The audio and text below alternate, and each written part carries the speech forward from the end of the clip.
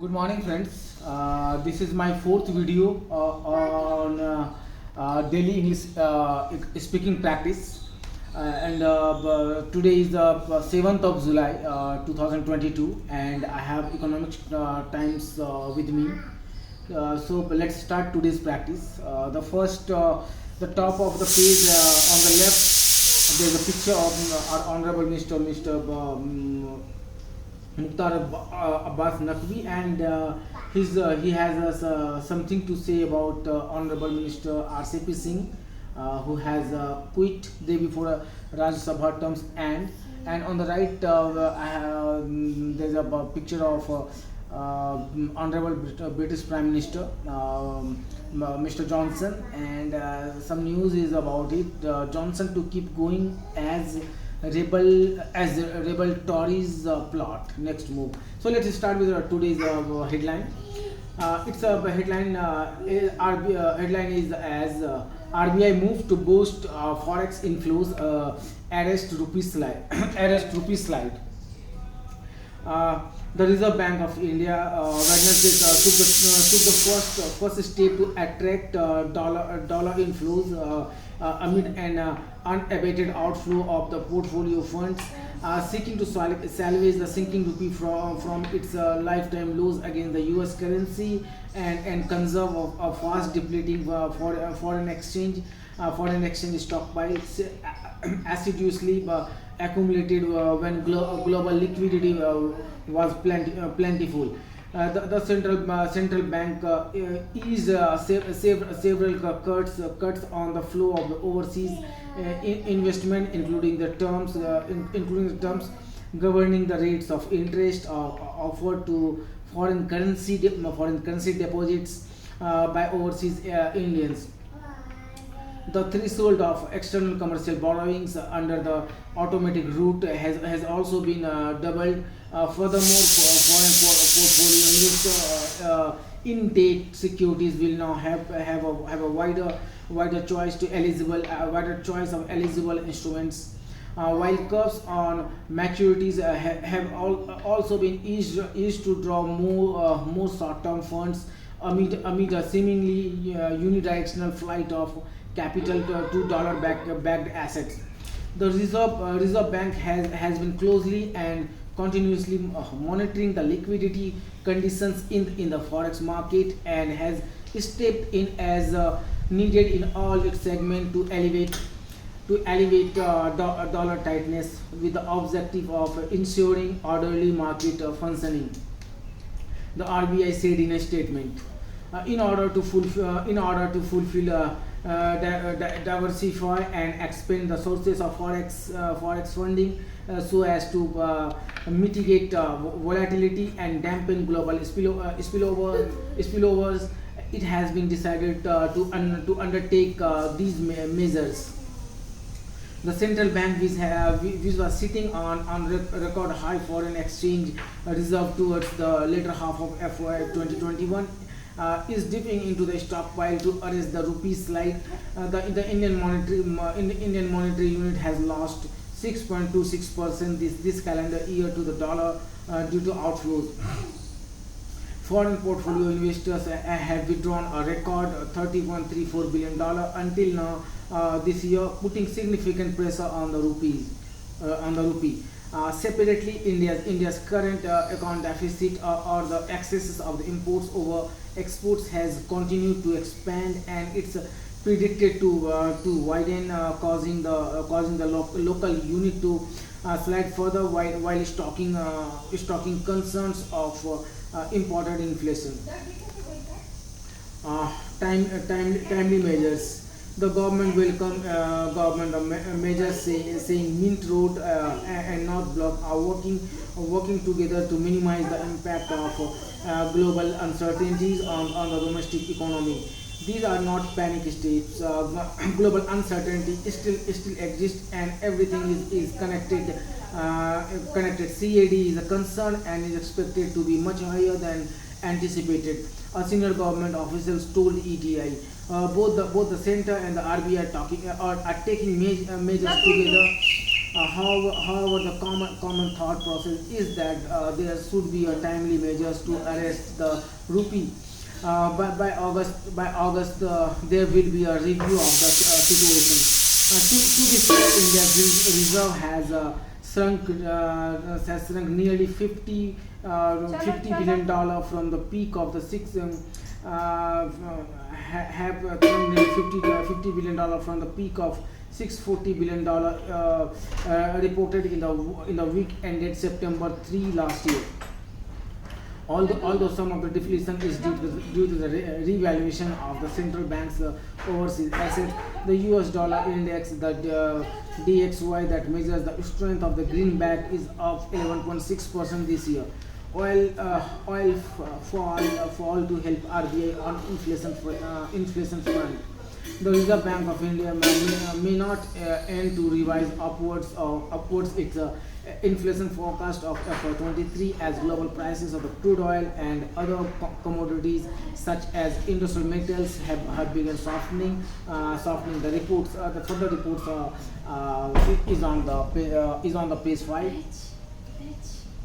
Now moving to the another headline on the same page, on the very first page.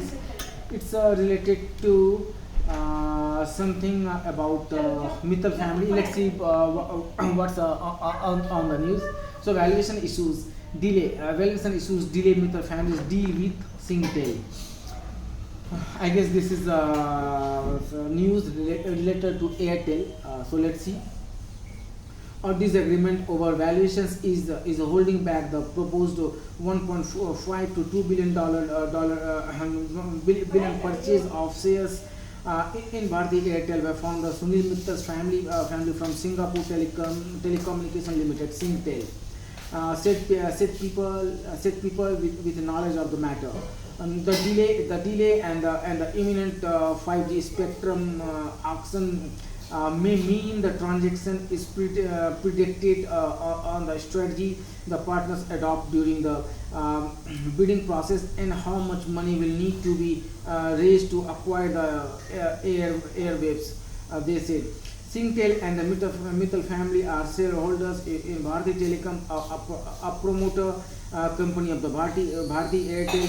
In addition, both own shares directly in Bharti Airtel. ET was the first to report on May 26 that Singtel has initiated talks with Bharti Airtel chairman Sunil Mittal to sell a small part of the holdings in the Indian telcos to the Mittal family as part of the strategy. The long-standing Singaporean partner is keen to book some profit by selling Bharti shares and redeploying some of the capital to new investment opportunities. Sources in both the companies said Bharti was initially keen to complete the acquisition of shares by early June. It was also in active dialogue with the banks such as DBS, Standard Chartered, Citi, JP Morgan, and UFG and Goldman Sachs, and have been lined up $1.5 billion of credit lines and rupee debt via the foreign portfolio investor route for the acquisition of the shares. Cisco in talks to buy Airtel Vodafone Idea Wi-Fi JV cores. Cisco system is in advanced talks to buy out Airtel Vodafone Wi-Fi JV for enterprise value of 200 crore rupees. Mohit Bhalla and Daliy Khan has reported, and the more news is on the page 8. Now let's move to another news that's related to GST. So let's see what's on the news. GST lends on bank arms using parent brand's name logo. Today maybe it's raining in Chandigarh. So coming to the news, some top financial institutions have come under the taxman's lens for goods and services tax on royalty from subsidiaries for use of the parent's brand name, logos, or tagline. The tax department has told the banks in recent meeting that if a mutual fund house uses any brand's components, it should pay royalty or similar fees to the recent, and 18% GST has to be paid on that amount. Said people with knowledge of the matter. The financial institutions include State Bank of India, ICICI Bank, SSBC, and Axis Bank, among others. They said SBI, ICICI, and Axis did not respond to the queries. HSBC declined to comment. Currently, most banks either do not pay royalty, or pay a fixed amount, which is said to said to be challenged by the taxman. Said people with the knowledge of the matter. You are the no beta.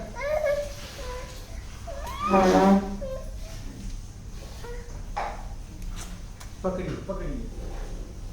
अरे mummy ने बताओ.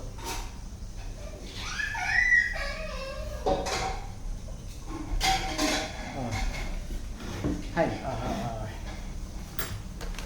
Sorry. Let's start again. You have supplied services of the brand name, logo, and tagline to your related persons, for which no consideration was charged, and no invoices were issued. According to the February letter by the tax department to one of the large lenders. Now coming to the one of the I think it's a sensational news yesterday related to the Vivo. So let's see.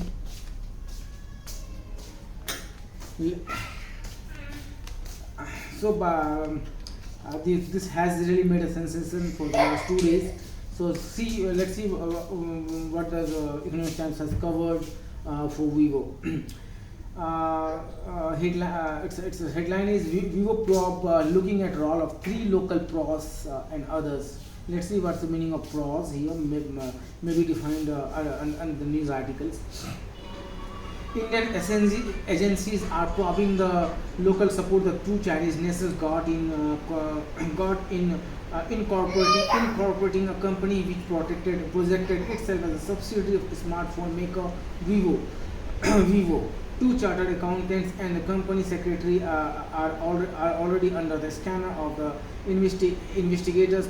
People in the know said. People in the know said. The company Grand Prospect International Communication Private Limited is the distributor of Chinese manufacturer Vivo's product in Jammu and Kashmir. Forged documents has allegedly being used for the registration of the company and the procurement of director identification number. The 3 professionals has certified the documents despite knowing that they were forged and filled with false information. The people claimed. The trial also knowingly filed documents containing false information on behalf of the 2 Chinese nationals, Zheng O and Zheng Ji. With the Ministry of Corporate Affairs, they alleged. The economic offense wing of the Delhi police filed a case against the company on the complaint on the companies in December. On Tuesday, the enforcement directorate raided nearly 4 dozen locations linked to the Vivo and its related entities, including Grand Prospect. The central agency is probing if any cell companies were used to launder money. Vivo on Tuesday told ET that it was committed to be fully compliant with laws. Some tip of the iceberg of this news. Probe agencies alleged 3 pros knowingly certified forged documents. CS and Co. Secretary also filed false info at behest of the Chinese nationals. Docs were used to set up a distributor to link to the Vivo and procure that the ID numbers was falsely involved itself to the Vivo unit. It was found to be a conduct fraudulent businesses. Possibility of involvement of IDs of three pros are being investigated. So that's it for the first page. There is also some news regarding. There is one major news that is another sensation in the civil aviation industry. That the regulator DGCA issues so-called notice to the spice jet over lapses. Aviation regulator DGC has issued a so-called notice to SpiceJet after recent incidents of the mid-air safety issues. On Wednesday, a China-bound SpiceJet freight aircraft returned to the Kolkata after its pilot found that its weather radar isn't working. Now next, more news on the page 9. If I'll have time, definitely I will go through this news. So now coming to another insight that the exporter order books selling as low demand leads to inventory pile-up. Order books of exporter have begun shrinking as inventory pile-up in key export destinations on low demand. Order books have shrunk 15 to 20% for leather and footwear, while in yarn volumes have witnessed a sharp 75% fall. More news on page 7. So gap between second COVID jab and booster dose cut to 6 months. Dose cut to 6 months. The Union Health Ministry has reduced the gap between the second and precaution dose of COVID-19 vaccine to all beneficiaries from 9 to 6 months, following a recommendation by NTAGI. Corresponding charges have been made in the CoWIN system. So CoWIN is a corona platform where the updated details of COVID certificate or COVID positivity rate, every or even you can find the jab center where you can go and take a COVID jab to protect yourself, your family, and even the society. So this is a very useful app made somewhere in the midst of corona peak. It was one of the very good initiative by the government of India to track and record the corona infections and the survivors. Now, moving to the next page. This page of Economics Times has covered news under the politics, and they mention the page as a pure politics. So let's see what is news of Honorable Minister Mr. Mukhtar Abbas Naqvi and RCP Singh. Union Minister Mukhtar Abbas Naqvi and RCP Singh resigned from the post on Wednesday, a day before the end of their term as Rajya Sabha members. Both the ministers were nominated by the parties to the upper house of Parliament. Naqvi held charge of the Minorities Affairs Ministry, while Singh headed the Steel Industry Union, Steel Ministry, Union, Women and Child Development Minister.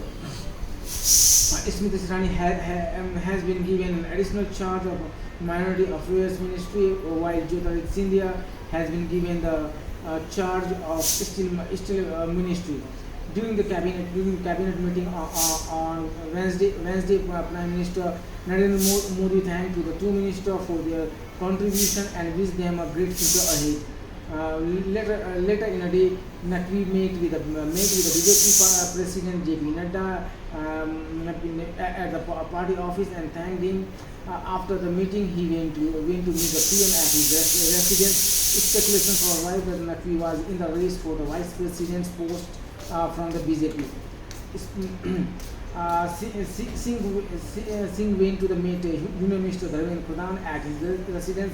He was earlier denied nomination from his party, the JDU, which has nominated the Jharkhand unit Chief Kirti Mehto to the Rajya Sabha. Since even it was expected that Singh would be resigned from the Union Cabinet, JDU leader were also demanding his resignation on moral grounds. Singh has maintained his silence on the issues within the party. With his resignation, there is no JDU leader in the Union Cabinet. Let's go to the news. Next news has a mention of our honorable President of India. So let's see what's in the news. Outgoing President Ramnath Kovind turned down 6 mercy petitions from 2012. From 2012, Nirvya Daliy gang rape convicts to be her mass murder accused during his 5-year tenure. Four mercy pleas, including that of the former Punjab Chief Minister Bean Singh's assassin Balwant Singh Rajona, are pending with the Union Home Minister and are likely to come up before the next president, for which the election is scheduled to be held on July 18. The first mercy petition rejected by Kovind was on the murder convict Jagat Rai, who along with his accomplice was convicted of the killing 5 children and wife of the Vijendra Mehto by setting the house on fire in 2006 in Rampur Syam Chandra village in Vaishali district of Bihar. In September 2013, the Supreme Court upheld the death sentence of Rai, ruling the killing 6 family members of the complainant was a arrest of the rare crime. Under Article 72 of the Constitution, the President is empowered to grant pardon or to suspend, remit or commute sentence to certain cases. In 2020, Kovind rejected the mercy plea of the Mukesh Singh, Vinay Sharma, Akshay Kumar Singh, and Pawan Gupta, four among the 6 convicted in the 2012 Nirvya gang rape and murder case. The trial of the 5 men began in a special fast-track court in March 2013. The prime accused Ram Singh allegedly committed suicide by hanging himself in Tihar jail days after the trial started. While a juvenile was put in a correctional home for 3 years, according to the President's Secretariat, the last mercy petition rejected by the Kovind was of Sanjay in July 2020. He was sentenced to death in July 2006. Kovind's predecessor Pranab Mukherjee rejected 30 mercy petitions and pardoned 4 convicts among 34 cases referred to him. Among the ones rejected a mercy petition of 2611 convicts Azmal Kasab, Parliament attack convict Muhammad Afzal Guru, and 1993 blast convict Yaqub Menon. Mukherjee's record of rejecting mercy plea is second only to the President R. Venkatraman, who declined 45 mercy pleas. Former President K.R. Narayanan did not act on the mercy petition, while his successor President Abdul Kalam disposed of 2 mercy pleas. India's first woman President Pratibha Patil commuted 34 mercy pleas and rejected only 5. Besides Razona, the 3 mercy petitions pending with the government, including 1 since 2015 and 2 from 2021, said Home Ministry. Now, moving to the next news article, it's about our Honorable Supreme Court. It has a headlines: courts can't interfere with the party's inner function. Observing the court cannot interfere with the inner functioning of the political parties. The Supreme Court on Wednesday stayed a Madras High Court order which had restrained the passing of resolutions in the General Council meeting of the AIADMK. A vacation bench of Justice Dinesh Maheswari and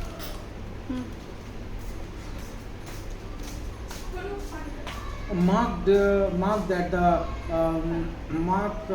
that the said directions amounts to the court ruling. The party now it should function. The SC in its order said it may be clarified that the meeting dated June 23 has already taken place, but in view of the further steps, proceedings taken up or likely to be taken up, it appears necessary and expedient that the operation of the order by Madras High Court shall remain stayed until further orders of this court. Appearing on behalf of the Palanswamy, sorry for my wrong pronunciation of the name if it means seems. Senior Advocate C.S. Vaidyanathan informed the SC bench that the contempt petition has been initiated for the party meeting held. The SC said if contempt proceedings have been initiated, then it will have to be examined the legality of the order. It observed that the single bench of the SC has done the right thing by not interfering with the General Council meeting. However, the same was reversed by the SC's division bench. Appearing on behalf of the Paneer Selvam Group, Senior Advocate Maninder Singh submitted that the single bench had not recorded any reason in order and added that the division bench had passed a reason order as regards the concern order by the bench regarding the contempt proceedings. Since said the division bench was related to only the June 23 meeting, the SC orally observed can the Supreme Court can interfere. So there is another news. My newspaper is folded. So it's better to okay. Let's finish it. Issuing notice to the respondents in Paneer Selvam SLP, the SC said that the pendency of the instant plea would not be of any impediment in the single bench of Madras High Court dealing with the civil suits examining the matter. Moving to the next news, Pasmanda Muslims plight in focus after PM Modi's appeal. Prime Minister Narendra Modi's call to BJP to gain the support of Pasmanda Muslims after the party's bipolar wins in Azamgarh and Rampur has again put the plight and demands in focus amid the gradually changing politically affiliations of this backward community in UP. Activists representing the community have acknowledged the PM's call, even as some also expressed their exasperation against the Samajwadi Party, which they said had for long staked claim to their voter, but granting them little to no political representations. They also cautioned against certain practices of BJP government and some outfits and religious leaders linked to the party for the community to see and support the BJP for its welfareism. Pasmanda means those who have fallen behind. In Persian is a term of the backward and Dalit Muslims, the Muslim counterparts of the deprived Muslim caste like Valmikis, Dhobis and Koris. They include the Ansaris, Mansuris, Rain, Quresis, among other. According to the BJP, about 40 million beneficiaries of the various welfare schemes of the center and UP government are Pasmandas. About 70% of post holders and workers in the state minority wing has belonged to the same community, claims BJP UP minority wing President Basit Ali. Some centrally run programs like holding of the Hunar Hearts to give a platform for artisans including Muslim weavers who also belong to the community have been seen to particularly aim at the welfare schemes with other Lawarthi scheme of the center and state. This will continue to be BJP's primary vehicle of gaining support in the run up to the 2024 election. Party leaders said its allies in UP like the Nisat party may have play a role in a big BJP's message to the community. Message to the community.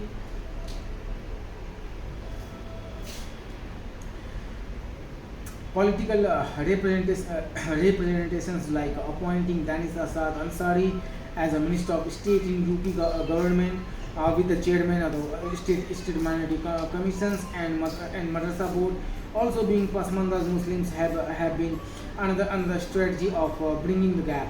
In May, Ansari was called to attend the Eid Milan program held by the All India Pasmanda Muslims Mahaz, where he addressed the attendees talking about the works being done by the state government. So, friends, this is for today's my practice. I guess it's almost half an hour, and I believe even a half an hour of daily practice. And if you do communicate in English with our colleagues or even the family members, the friends, definitely in 30 days. We all will be at the good level of as far as the English communication and speaking is concerned. So do keep practice with me daily, and I again request to please like, subscribe, and share as much as you can, so that with me others can also do practice daily. It's a simple practice which matters and nothing else. So let's see where I'll be in next after 30 days. So till then, till tomorrow. Thank you for watching, for listening, and practicing with me. And Jai Hind. Thank you.